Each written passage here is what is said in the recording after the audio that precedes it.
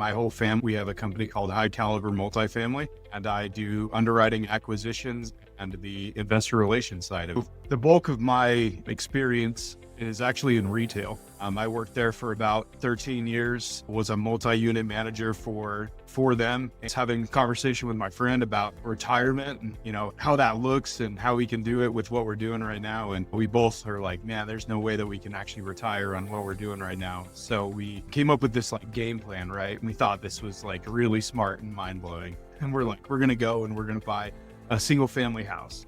We're going to put renters in it, and then we're going to pay extra money into the mortgage, and we're going to get that thing paid off as quickly as possible.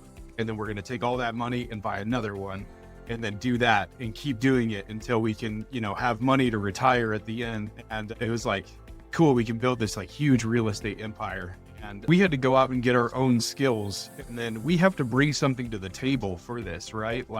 My brother, he worked at Night Transportation, and he was a credit manager for them. So he learned how to break down books and look at, inefficiencies and processes and things like that. So it's not just hey, you don't have any skills, we're going to bring you into the company, right? My wife, she has her bachelor's degree in marketing. Me on my side for acquisition and underwriting, I dealt with stores all the time, looked at P&Ls. How do we make stores profitable? What can we do to be able to drive revenue and traffic in these particular areas? And that's all underwriting is. It's creating a game plan of how you're going to take this business and make it successful. And every store that I worked with, that was exactly what we did. We looked at the P&L, we looked at the income that we have, we looked at the payroll that we have, and how can we make it more efficient? I work with a lot of people that are relatively new to multifamily, just helping them get started with the underwriting and where to look.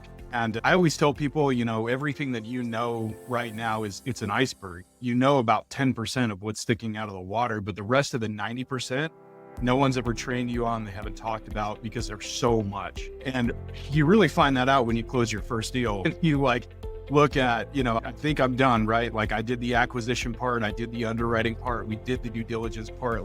Weight off my chest, we're done. And it's no, we're just getting started. And the raise is a huge part of that. And, getting done with that raise, being able to pay ourselves, because obviously no one wants to do this for free.